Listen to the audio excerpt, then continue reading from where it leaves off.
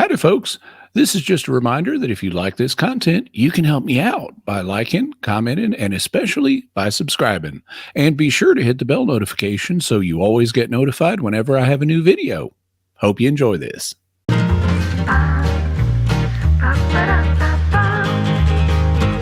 Hi, everybody, and welcome back to this podcast, A Catholic's Perspective, the podcast all about being a young Catholic surviving in a secular world.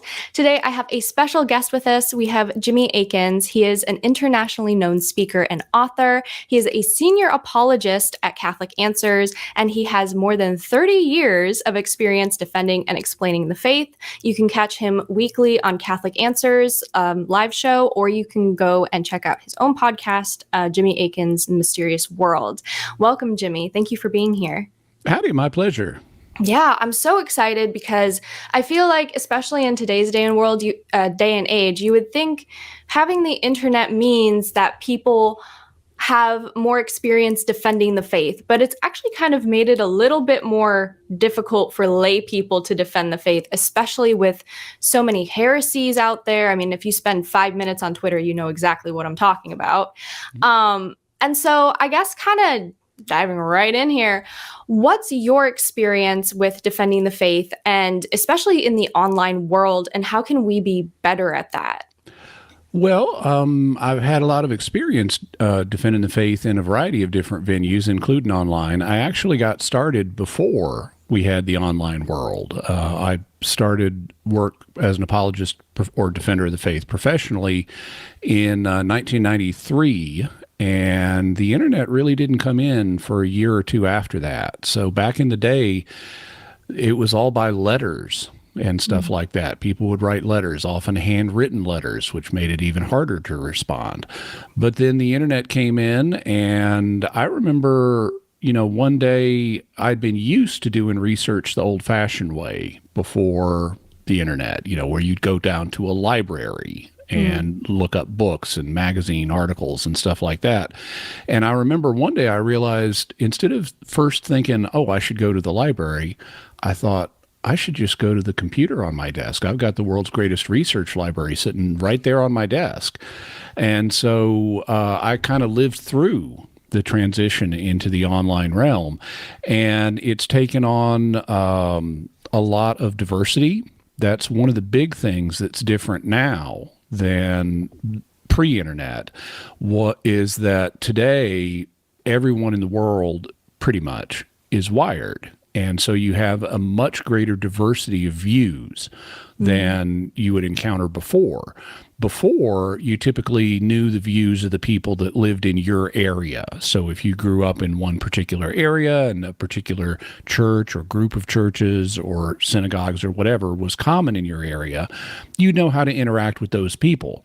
But once the internet really came in, the marketplace of ideas exploded in diversity to where you could be talking to someone in a far-flung part of the world who has a background completely different than yours and looks at things in a completely different way.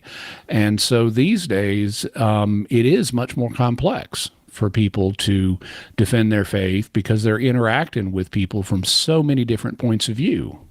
Yeah, I've noticed that a lot as well. I mentioned Twitter earlier, where you log on and not only do you probably see 1,000 heresies in 5 minutes, but you see people trying to defend it, and you defend the faith, not defend the heresy. And I feel like there is unless you're a heretic, then you want to defend the heresy. True. Exactly. And I feel like there is an art to defending the faith that's kind of lost.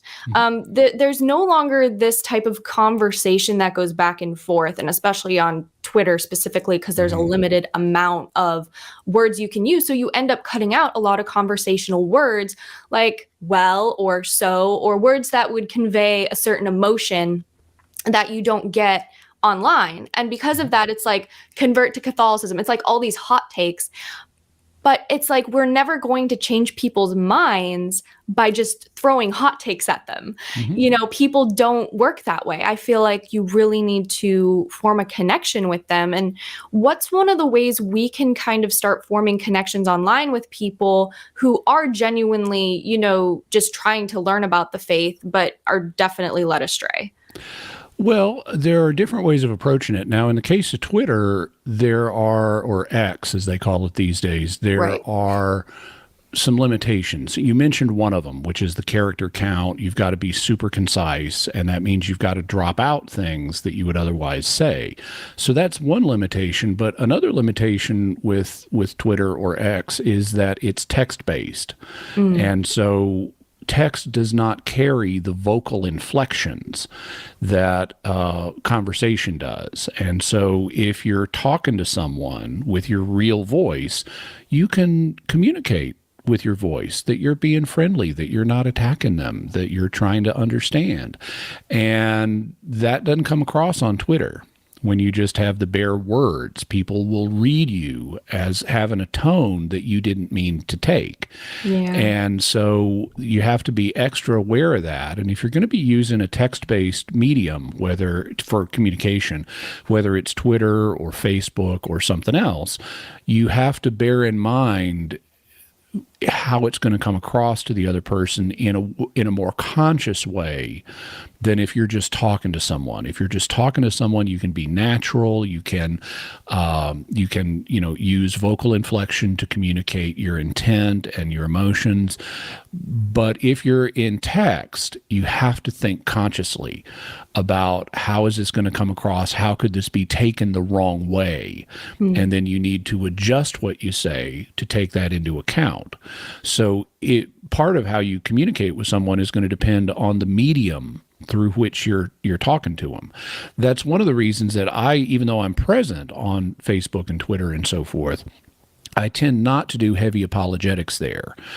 I tend to do heavier apologetics like on radio or on YouTube. I do lots of stuff. I have, videos coming out every day on YouTube because I can do so much more with them. I don't have the same limitations in terms of length, and I don't have the same limitation in terms of presentation style. I can talk and people can hear my voice and look at my face and see that I'm trying to be a nice guy. One of the things that's very, very important to me is charity, because frankly, love is God's highest priority. Not only are we told in the New Testament that God is love, we're also told that the two greatest commandments are love of God and love of neighbor. And that means love is the thing that God is most interested in from us. And so being loving to other people in apologetics is extraordinarily important. And it's easier, it's not impossible, but it's easier to communicate that love through video and audio compared to text. So if you're going to be using a text-based medium, you really have to think carefully about how can I approach this person in a loving way, and especially if it's something like Twitter or Facebook, how can I approach them in a concise way? And so that means I tend to do most of my apologetics in formats that don't have those limitations, but I will still do them. People will ask me questions and I'll give them basic answers and things like that. But I don't go in for the long, lengthy back and forth where there's a million posts in each thread, Yeah. For sure. And, I think it's nice because in a video, you're kind of like what we're doing right now, having a conversation online. And granted, you can't interrupt a video and be like, excuse me, like, what about this? But they can always call in or email you or something, and Do a follow-up. they know exactly how you're trying to present your argument. And like you said, love is one of the most important things. And on places like with all these texts and stuff, people wonder why it's so different from all the relationship issues they have over text. It's like because there's no communication, there's no tone of voice, there's no facial expressions, because people always have complained, once text messaging became a thing, relationships became more, complicated because people would always assume the worst in others. And I'm like, well, there's a problem in itself. Well, in its own way. But prudence really isn't practiced online in the same way, being careful about how you're saying something, taking it from another person's perspective. And yes, granted, you can't always determine how somebody's going to take something, but if you try your best to really avoid those hot takes, avoid, the things that are probably going to get you the most likes and the most comments and attention, which seems to be another huge issue online with, defending the faith, is people like to just, Catholics specifically, certain Catholics. And we're all kind of guilty of this in one way or another when we're trying to evangelize, because we lose patience and we kind of we're just like, just be Catholic, just do this, and it's something that'll get us a lot of likes, a lot of shares, a lot of engagement, but it doesn't actually do what the purpose of evangelizing is supposed to do, which is bring people into the faith. I actually feel like it more or less hardens hearts when we do that. And so when it comes down to evangelizing, not everybody's able to have a platform to be able to reach out to people, but they can do it in their own little circles, And I feel like that's where it's really missed. People go on the internet and they're like, oh, I'm going to convert people online. And I'm like, but what about the people in your own life? What about your mom who's very anti-Catholic, or your dad who fell away from the faith, or your coworker who, says she's Christian, but, doesn't really practice anything that makes her look Christian. What about those people and evangelizing to those people? Could you talk about a little bit how we can reach out to those people in our lives, the closest ones to us, especially those that are like hostile to the faith? Yeah. So offline evangelization with folks, especially those who are close to us, has some advantages in that they know us and they hear us talking to them and they can see our facial expressions. We can even give them a hug, and things like that. They can see us doing other acts of kindness for them. And we are around them in other contexts where it's not, we're just here to discuss religion. We're here to do other things too. And we can bring religion into it, and so those are some advantages to evangelizing those who are close to us in the offline world. But there's another problem, though, with that form of evangelization. There's an additional challenge, which Jesus himself mentions in the Gospels. One of the things that is noted in the Gospels is that Jesus, he traveled all over Galilee, he traveled all over Judea, he even went outside a little bit, and he did major miracles in a whole bunch of different places, but not in Nazareth. And we're told that he couldn't do many great miracles in Nazareth except lay his hands on a few sick people and stuff like that, because they didn't have faith. And Jesus encapsulated this by saying that a prophet hath no honor in his own country and his own family. And so if that's true not just of him as a prophet, it's true of us as evangelists. Because if you're let's say you're evangelizing your parents, well, your parents are thinking secretly in the back of their heads, I changed your diapers. Who are you to tell me anything? True. Or if you're evangelizing your brothers and sisters, it's like, I remember when you stole my toy, and you can be snotty when you want to be. And so who are you to be all holy and pious and tell me stuff? So there's also a saying that the British have, no man is a hero to his own valet. Your valet is the person who takes care of you and stuff like that. He's kind of like your personal butler. Well, that means he knows you really well, including all your flaws.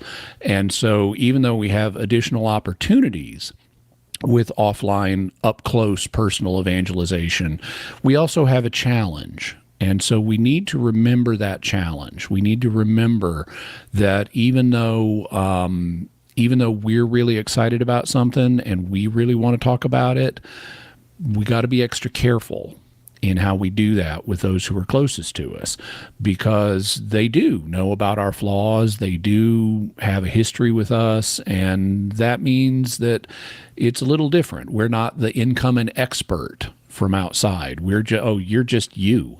And so we gotta be careful about that. We got to take that into account. Yeah, I never even really thought about it that way, because I always thought about, when people evangelize to their family, it's like, oh, it's so nice because it's like they know you so well. And then it's like, oh, they know you so well. And that's something that I don't think a lot of people realize when they start I have so many young girls and boys who email me saying they want to convert, they want to come back into the faith or something, but their parents aren't practicing, their parents are anti-Catholic, and they're just like, how can I get them to change their minds? And I'm like, sometimes you can't. Like, you can't force somebody to change their perspective on something that they're not ready to change their perspective on. Right. And everybody's kind of on their own journey, and very few people, especially online, I feel, are actually searching for truth, because the people, it's just kind of like how the Catholics drop the hot takes. The non-Catholics will also drop hot takes about Catholicism, and then the Catholics fall for the trap, and then it's just this back and forth of bickering, but no real fruit is being produced from the conversations. And so when it comes down to it, it's like looking for the people who are genuinely interested in the faith and willing to listen to you. I feel like is a lot more difficult in a family setting for sure. But I feel like, when it comes down to it, if you don't push it on them, if you're not trying to be holier or try and be like, oh, well, I'm Catholic and you're not. So, because I feel like we fall into that too when we have family members, because we know their flaws. And so we're like, well, did you know this is a sin? And, and this is the vice of pride, or, that's rooted in this. And we don't really take the time to look at ourselves and be like, okay, what am I doing? Remove the log from our own eyes, so to speak. And I think that can be really difficult for young Catholics trying to learn about apologists, apologetics. Thank you. All these terms. And I was wondering, do you have any specific place for these people to start learning about the faith? Maybe they're not Catholic, maybe they are Catholic, but they're poorly catechized. Any great resources that they could kind of dip into? Yeah, the Catechism of the Catholic Church. If anyone wants to do apologetics seriously, there are two major works that I recommend they read in their entirety: the Catechism of the Catholic Church and the Bible. If you read those two books, you're going to have a really great foundation in apologetics. There are also additional books that I'd recommend, some of which I've written. I wrote a book because the church fathers are important to our faith. So I wrote a book called The Fathers Know Best, which is a title for, the title is a play on words from an old school TV show called Father Knows Best, which was a comedy because Father never knew best on that show. But anyway, I wrote this book, and it's a collection of excerpts from the church fathers gathered by topic. So you could look up, what did they say about the Eucharist? It's all in one place. And they're in chronological order. So you can look at what the earliest fathers said, and then slightly later fathers and slightly later ones. And you can track their views through history. And it shows continuity between modern Catholic teaching and what the early Christians were saying. And so that's a very useful book for apologetics. Another one that I wrote is called A Daily Defense. And this is a 365-day book, although because I love you, I threw in 366 for leap year. Each day has a different challenge, either to faith in general, or to the Christian faith, or to the Catholic understanding of the Christian faith. And then in just a page, I explain in a concise way, here's how you can respond to that challenge. And so since it covers a whole year, it has between 300 and 400 different challenges to the faith. Wow. And that's also a good starting point for learning apologetics.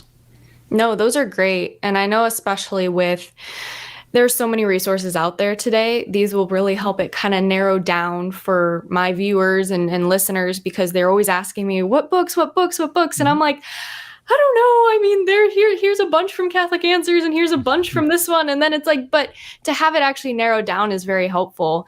So when we kind of go into the apologetic side of things, and we're really trying to kind of flex that muscle to teach people about the faith. But also, I think it's a learning experience for us too when we try and do apologetics. You've been doing this for over 30 years, and there is so much to learn about the faith. honestly, I don't think we could exhaust it in our lifetime with the amount of information that's out there. But what have been some of your experiences, the difficult ones, but also the kind of more easy experiences with online evangelizing, with apologetics? What's like one of the most difficult topics you've had to discuss and break down? I'd have to think about that. The more technical the topic is, the harder it is to break down. And so one of the things that's very important to me in my work is clarity and being able to talk in a way that folks understand. Back when I had a revolutionary moment when I was back in college. I was a philosophy major, and so that means I'm trained in symbolic logic and all kinds of fancy stuff, and philosophy, like any field, has its own jargon, and you show you're an insider by using the jargon and the impressive $10 words and stuff. Like perseverance is something different in philosophy than perseverance is in real life. Wow, fancy. Yeah. Well, so I had a girlfriend, and I wanted to show her a good side of myself. I wanted to show her I'm smart. And so I was using all these $10 words around her. And she, at one point, said to me, in all sincerity, "Do you think I'm stupid?" And it's like, no. That is the opposite of what I was trying to communicate. I didn't want to, I was mortified. It just, oh man, I was so horrified that I had given her that impression, because that was the opposite of what I wanted to do. And I changed as a result of that. I said, I'm no more of this. I'm putting a priority on being understandable. And so sometimes I think consciously about even if I'm reading something that's really academic and really technical and stuff, it's like, how could I explain this in a normal way so that a normal person would understand it? And I see sometimes apologists, especially beginner apologists, but it can be older ones too, trying to impress people with words and technicality and stuff like that. And that's not at all impressive to me. What's impressive to me is if you can state the faith accurately but simply.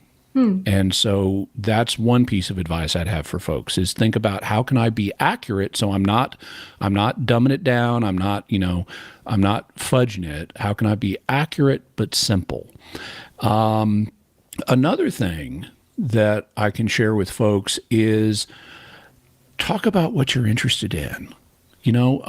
This is something that I do. For example, I do it on my podcast, Jimmy Akin's Mysterious World. We look at mysterious subjects because they're interesting, and we cover historical mysteries and scientific mysteries, paranormal mysteries, religious mysteries, and we look at each one through the lenses of faith and reason. We say, what would reason tell us about this mystery? And what would the Christian faith, especially the Catholic understanding, tell us about this mystery? And I try to be super open-minded and consider all perspectives. But what I'm doing is a form of soft evangelization. It's sort of come for the mysteries, stay for the Christian faith. And because I'm not pushy about the Christian faith. We just say, okay, so what would the Christian faith say about this? And then we'll talk about that a little bit. But notice what I'm not doing. What a bunch of influencers do is they spend all their time criticizing other people. And that gets views. I know I'd grow my channel much more quickly if I just started criticizing people. But that's not loving, and that feeds tribalism, and that doesn't build bridges, and it doesn't make it easy for people to convert. If this is this hostile tribe, I don't think I want to join them. Yeah. You want people to join your tribe, you need to be winning and persuasive, not hostile. So it's fundamentally not spiritually healthy, either for the influencer or for the person's audience, if it's all just criticism and looking down on other people. And so I cut in a very different direction. I talk about stuff I'm enthusiastic about. It's like, this is cool. Here's something interesting to think about. And so one of the things that I would recommend folks do is to have that winning approach is not just criticize, but when you discover something and it's cool and it's fun and it's neat and you want to think about it, share that. And people will catch your enthusiasm and they'll see you're being positive and open and not just running other people down. And so having that positive, open, let's talk about this. This is cool. What do you think? That's a really successful way I've found to help introduce faith-related topics to folks, and even not non-faith-related topics, but to introduce topics in general to folks in a way that gets them on your side, where they're sharing in that joy of discovery and intrigue and thinking about stuff. And so just talking about what you're enthusiastic about, rather than criticizing people, is, I think, a key to engagement. Absolutely. I mean, the amount of criticism that I see online from big content creators. I'm guilty of it too. I am not putting myself on a pedestal there. I've been guilty of it too in the past. I was young, trying to figure out, Same thing with me when I was young. I was feeling my oats, to use an old phrase, and I could be a jerk. And over the course of time, Jesus has helped me be less of a jerk. And that's the key, Jesus. Because I feel like a lot of times these people, they really focus their content and their mystery on themselves. And that's where they really start losing the actual, like, it almost becomes a shell. Like, they are a shell of the faith, but Jesus is not in the shell where he should be. Instead, they are.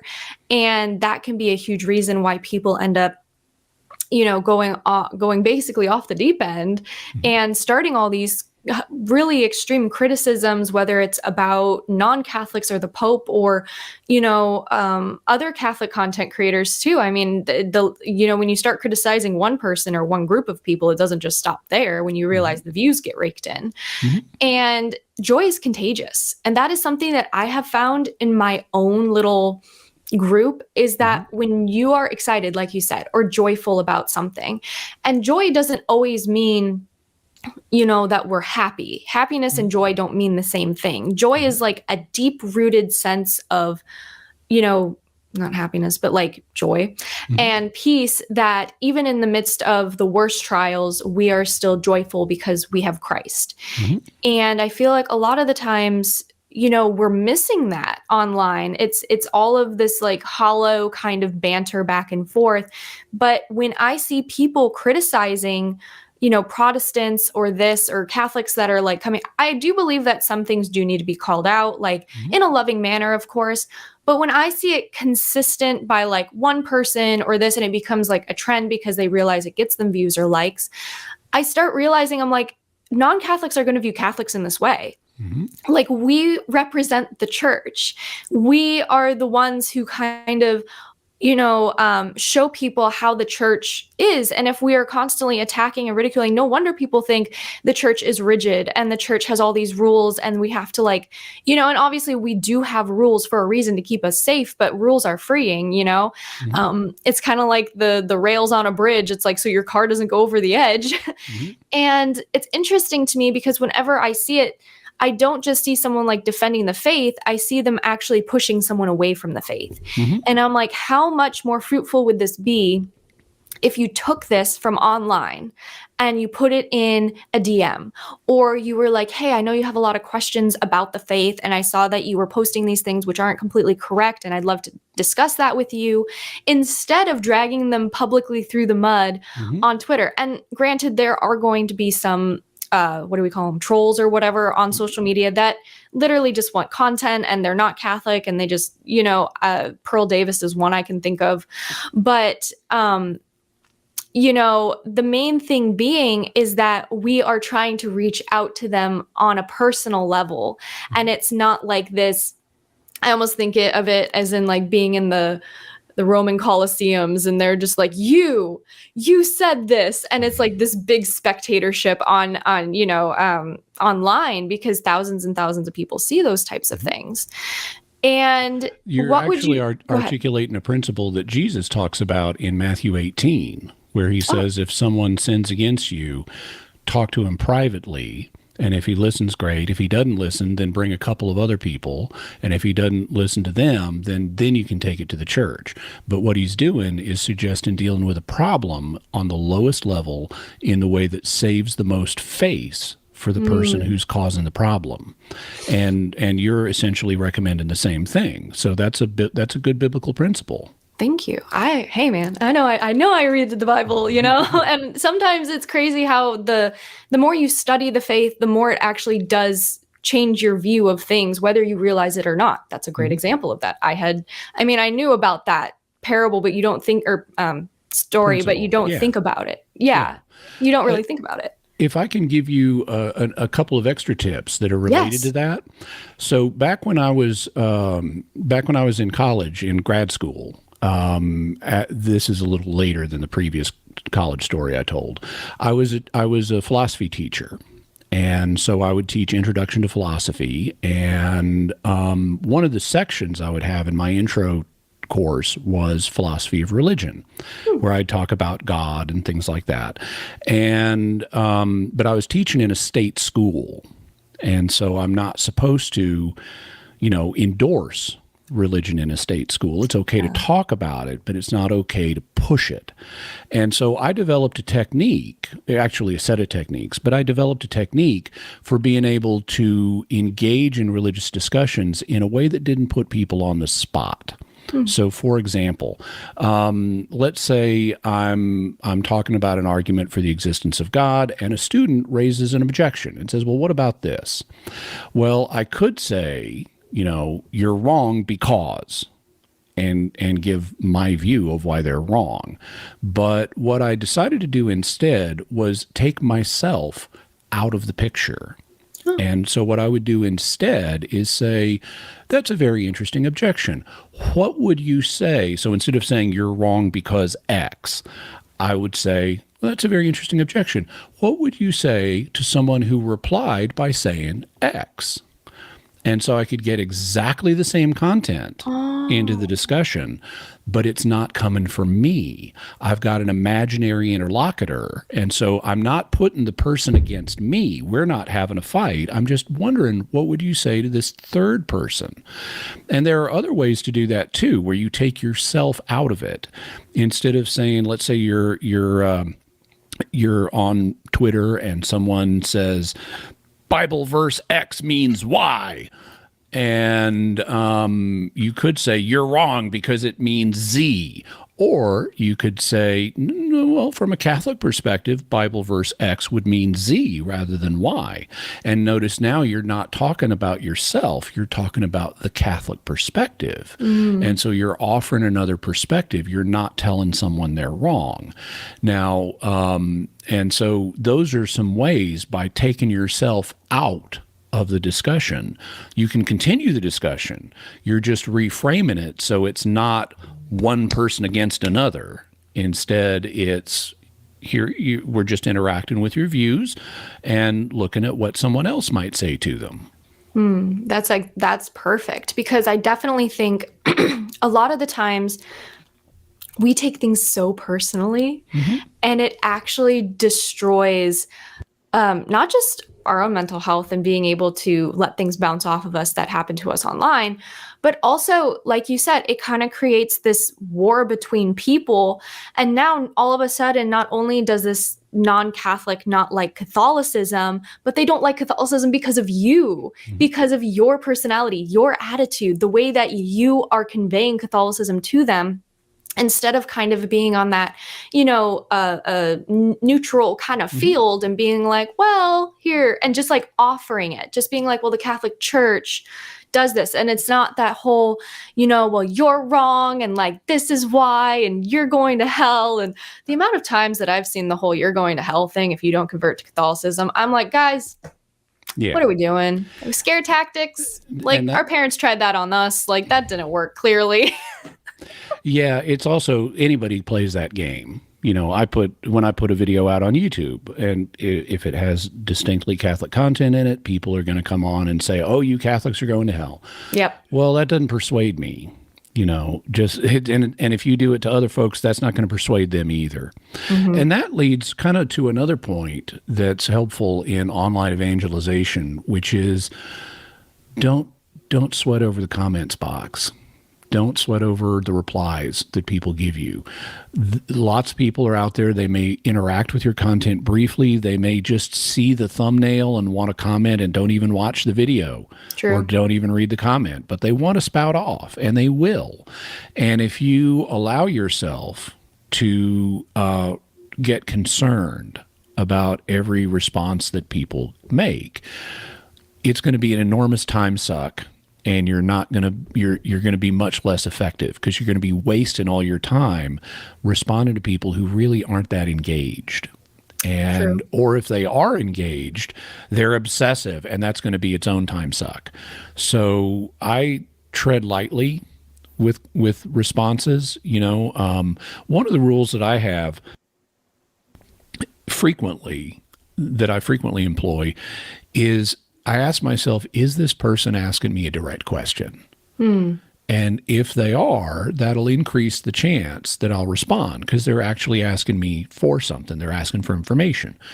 If they're not, well, then I don't have any inclination to respond, because I've got other things I got to do.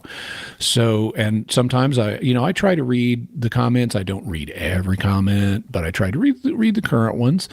But if someone's just hostile, I typically don't engage with them. I will, now I've mentioned, charity, and that's an important part of this. I will sometimes use a little light humor to I try to do it in an understated way. For example, back in the 1960s, it was the Cold War, and the premier of the Soviet Union was Nikita Khrushchev. And he came over to the West, and he made a speech at the United Nations. But while he was at the United Nations, another person who happened to be the British ambassador was making a speech, and Khrushchev takes off his shoe and starts pounding on the table with it. And it's like everyone, he's just has this an incredible undiplomatic public display of temper. Yeah. And so everyone is kind of shocked, and since the British ambassador is the guy talking right now, it's up to him to figure out how to respond. And he has this very understated, British can be very understated in their humor. He says, "I'm sorry, I'm waiting for the translation on that," which cracked everybody up and diffused the moment. So, he responded to this, intense display with understated humor. And when someone's being a super jerk, I will sometimes do that. Like I had a guy in a comment the other day who said, why do you believe in purgatory? I will prove that you're an idiot. Tell me where in the Bible you find purgatory, and then I will embarrass you.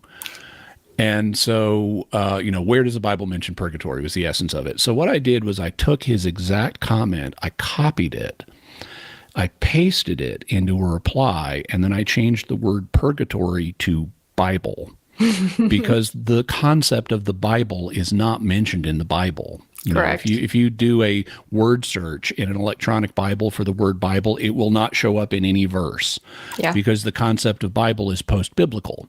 And he's criticizing purgatory for being a concept that was articulated after the Bible. Now, it's got biblical principles behind it, just like the Bible has biblical principles behind it, but both of them were formulated in the post-biblical age.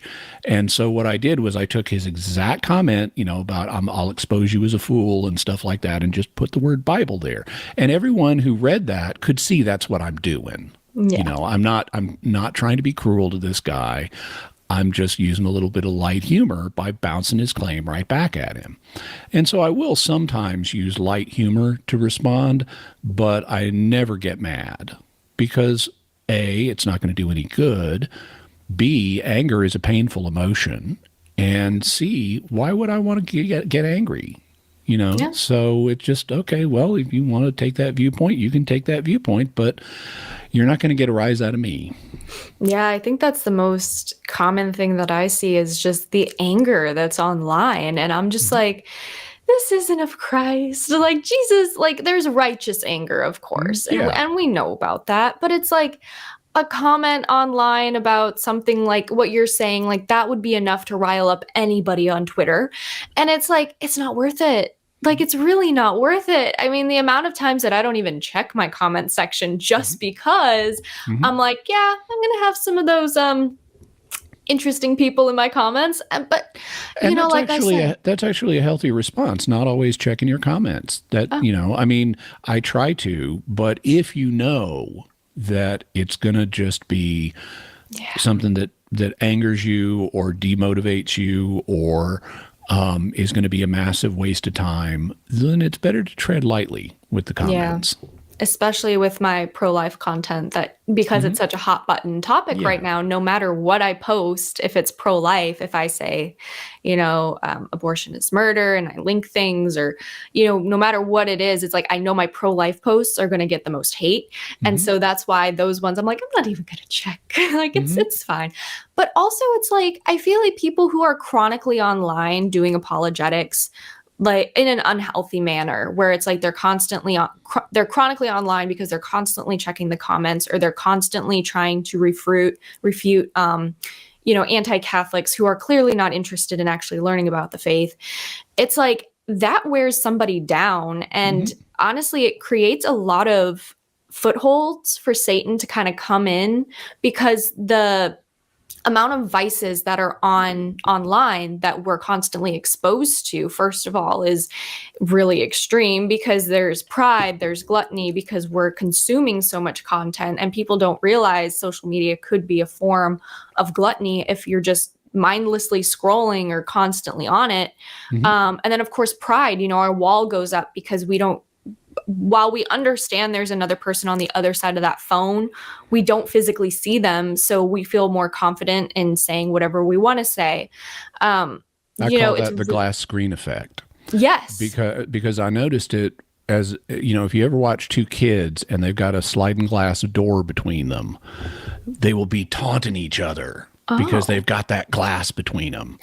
And I noticed the same thing happened when I was I used to be a full-time pro-life activist. I would stand out in front of abortion clinics holding a sign, and I would notice people driving past, and they would be flipping me off and shouting and doing all kinds of stuff that they would never do if they were standing right next to me. But because they've got that distance, because they've got that glass screen in front of them, it creates an emotional distance where they're not thinking of me the way that, as a human, the way they would if they were standing next to me. And then when online came around, I noticed the same thing online. Whenever there's a glass screen between two people, whether it's a sliding door or a windshield or a computer screen, people's behavior goes way down, and their anger, their rudeness level goes way up. Yeah.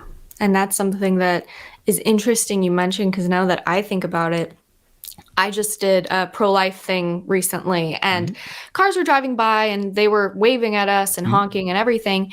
But then, of course, you'd have the occasional person flip you off or whatever. But I noticed this one girl, she was walking from a bus stop that was nearby, and she had her water bottle and everything. And I noticed she had like some pro-choice stickers on her water bottle. She was filming us, but she was like keeping her distance. Like she refused to like come up directly to us. We all waved and said hello, and she would be like, hello, you know, but she was filming us, and you could tell like she was trying to hide it by her bottle, but you know, you can tell.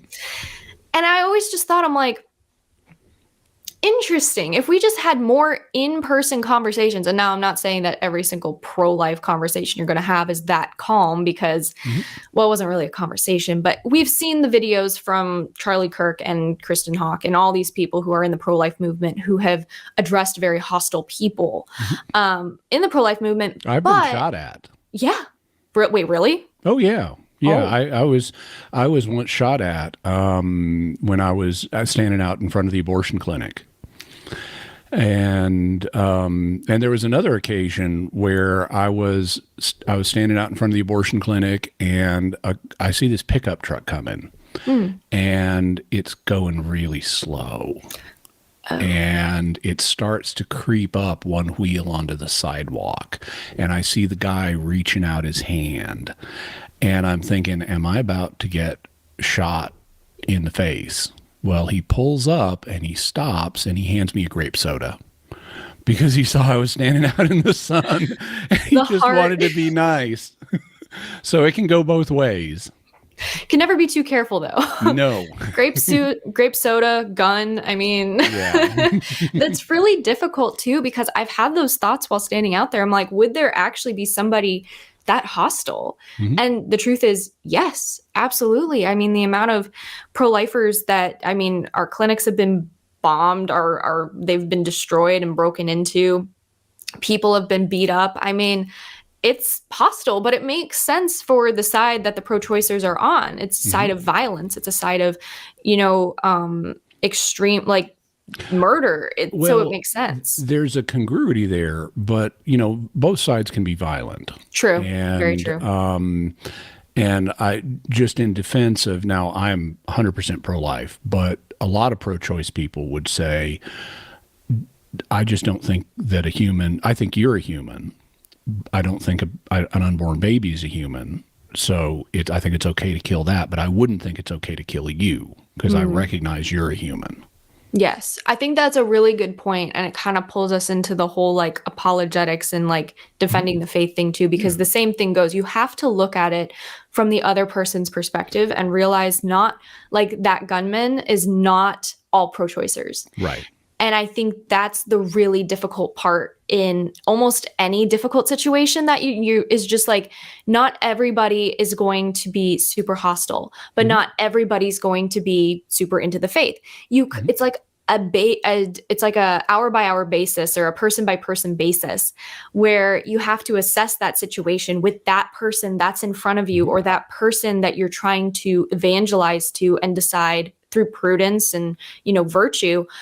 Is this a fruitful conversation? Is this not? How can I best help them? And take into account not just the platform you're on or if you're in person, but also their mental state, what religion they come from, and maybe learning about their religion so that you can then come back and be able to be like, oh, I understand your religion, because not that it would necessarily give the other person more, reason to learn about Catholicism, but it shows that you respect them and that you're willing to learn.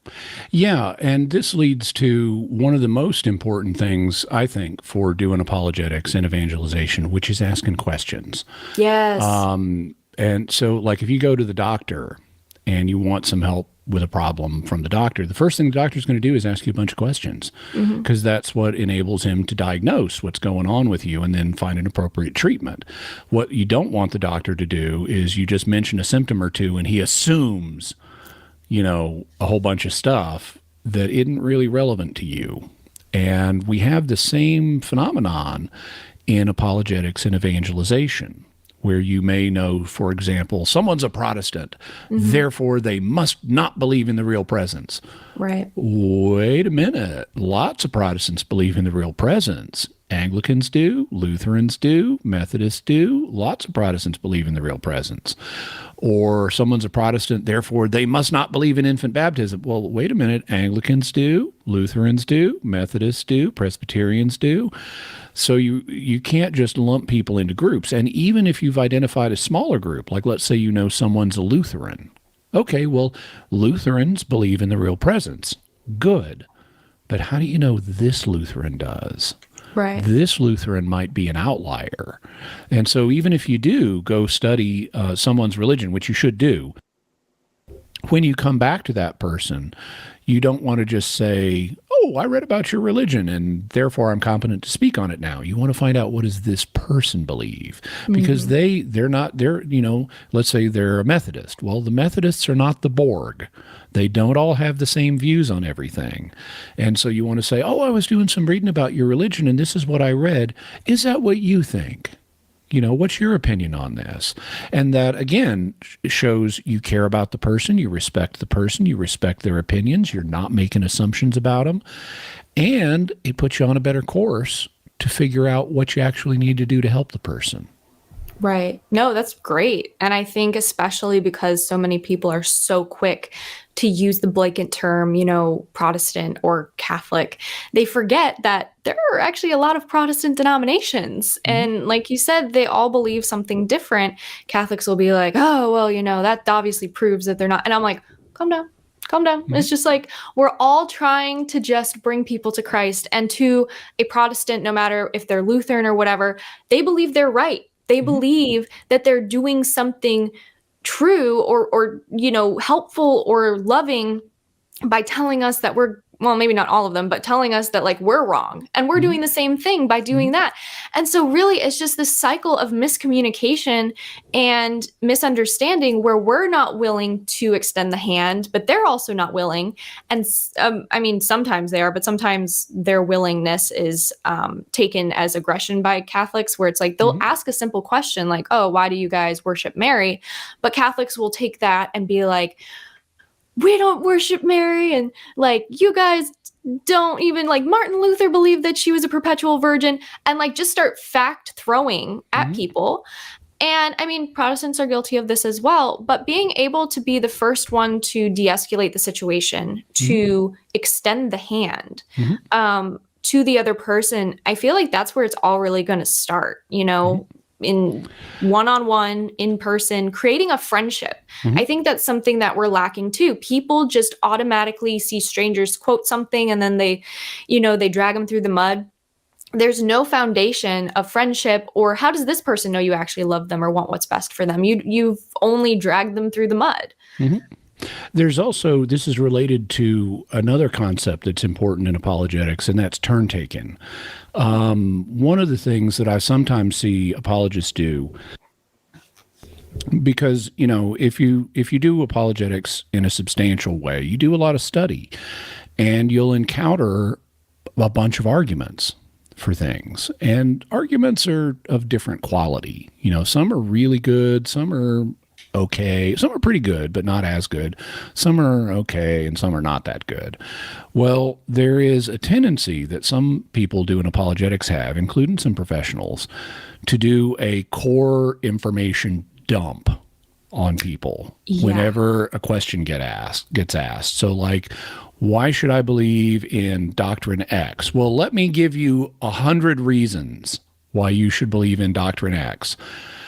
Okay, that's always a mistake, because it wastes people's time. Nobody is going to sit through 100 reasons, and 100 reasons are not all going to be of good quality. So what you want to do is number one, you want to bulletproof your apologetics. That's how I refer to it. You want to remove all of the weak stuff and just focus on the strong stuff. So, because the strong stuff is your best stuff. So why wouldn't you want to put attention on that? Why bother with the weak stuff? So that also reduces the amount of material you're going to present to a manageable level. But in general, in conversation, like if I'm having a conversation with someone on Twitter or X, and they want to know, well, why should I believe this? Well, I'll give them a reason or two, but only a reason or two. And I'm going to give them my best reason or two. But I may know 100 reasons. I may know 20 reasons that are really good, but giving them 20 reasons right now is not going to be helpful. I'll give them one or two.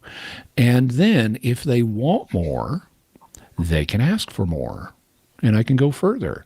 But, and I may even say, there's more to say on this, but here are a couple of reasons. But by doing it this way, I don't waste my time by giving them a bunch of stuff they're not interested in. I don't waste their time by giving them a bunch of stuff they're not interested in.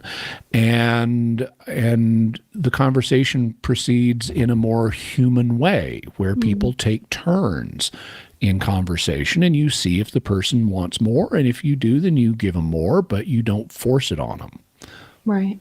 Yeah. And I think that's really important too, because a lot of Catholics will use it as like a flex almost, like, Hmm. look how much I know. But in reality, they're just like copying, pasting from like Catholic answers or something. Like, Yeah. I've done that. I've also like directed people towards Catholic answers. I'm like, just Hmm. there's like tens of thousands of websites about this specific. She's fine. A ton of like, she just dropped a big pan. Um, but the thing is also, some people will be like, oh, just read all of these articles, and they'll send them like 10 articles. And Hmm. it's like, why don't you just, if you know the faith and you know that these articles are good, why don't you just summarize them and send them maybe one, maybe two that are Hmm. like actually about this, and don't kind of dive into like all of this crazy history that, yes, it's important to know, but maybe they aren't ready for just Hmm. yet. Because a lot of times they're like, look how much I know, and they're like flexing. But in reality, it's humility is really what I feel like gets people to want to listen to you. If they Hmm. know that you're humble and it's like you're not trying to prove a point, you're just trying to minister to them and their needs in that moment. Hmm. And they're more likely to come back to you with a question if they have it later on. Too many people think that evangelizing isn't a long game. And it's like evangelization, in my experience, has been a very long game. Hmm. Where when I first started this ministry, I knew a girl and she was telling me about how she wanted to join the Catholic faith. And I'm like, that's great. I want to 100% support you in that. And she just joined like a couple months ago. Hmm. And I'm like, and it's been since 2019, so it's like it's been a few years, and I'm like, but that's the beauty of it, is it's like you get to see these people grow in the faith, and you get to see these conversions. And I This think, go ahead. this brings up another really important point, which is serving God, whether it's in evangelization or catechesis or apologetics or however it is a long game. But the mind blowing part is it's longer than me. Because Yeah. what happens is people will get involved in a situation where they think, "Oh, I've got to convert this person. They're showing some interest, or they're, it's all on me to find the right words to help this person." And the truth is, no, it ain't, because God made you. He brought you into this person's life. He can bring other people into this person's life. All you need to do is do the right thing for you to do at this moment. But do not take on the responsibility for another person's soul, because it doesn't come down to you. God loves this person way more than you do. And God has infinite means of reaching this person and helping this person out. You want to play your part. You definitely want to do that, but you don't want to exaggerate your part and think that it all depends on you, whether this person converts or gets saved or whatever. What happens when you do that is you burn out. And so this is a way of Satan tricking people into taking on more responsibility than God has given them. And then they get frustrated as a result of all the excess responsibility they've taken on, and they burn out, and they're less effective in the long run. So it's better to realize God has a million ways to reach this person. I'm with this person now. I'll do my little bit to help, but I'm not gonna take on more than that. Yeah. And that way you don't burden yourself with burdens God didn't mean you to carry, and you don't burn out in the same way, and you're more effective in the long run. Yeah, absolutely. And I think that's a huge issue we see today. And it's something that I've experienced and I've had to kind of alter throughout the ministry's kind of life of 4 years. And it's something where now I feel like a lot of the time I have a good balance, and it's something that I see so many other people online trying to evangelize don't have. And I'm like, your life will be so much easier Mhm. when you get this balance and you have this healthy relationship with not just apologetics, but also just social media. Mhm. Sometimes people make apologetics their entire world. And it's like, if it's your job, great, or if it's like something you're specifically called to, but not everybody's called to it. Right. Well, and it is my job, but I need outlets. I Yeah. need stuff to do besides apologetics. That's one reason I do Mysterious World, is it gives me opportunities to think about and study stuff other than just religion every moment of the day. I teach dance classes. I teach like 5 different, I teach square dance, contra dance, English country dance, Morris dance, and community That's dance. awesome. Yeah. So I have activities that are completely different because everybody needs something different to do. Sure. And so if you find yourself just stuck on one thing, cultivate some new hobbies. It'll help you in the long run.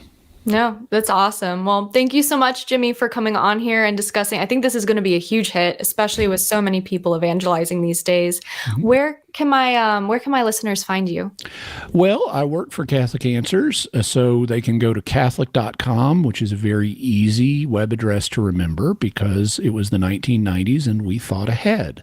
They can also go to my personal website, which is JimmyAkin.com. All you got to do to get there is spell my name correctly. Jimmy is Jimmy. Akin is exactly like it sounds. Just 4 letters. Akin. There are no E's, T's, or S's in my name. Just I feel like this has been a thing. Yeah. And you can also check out, I'm on actually a bunch of different podcasts, but Mysterious World is at mysterious.fm. And also go to my YouTube channel, which is youtube.com/Jimmy Akin, where I have videos coming out every single day. Awesome. Well, thank you so much, Jimmy. I really appreciate it. And I hope to have you back on sometime. Sounds great. Awesome. And with all of that being said, guys, I hope you enjoyed this podcast episode and you learned something, and I'll talk to you guys in the next one. Bye.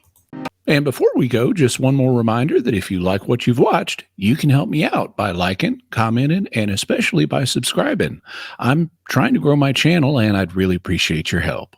Thank you, and God bless you.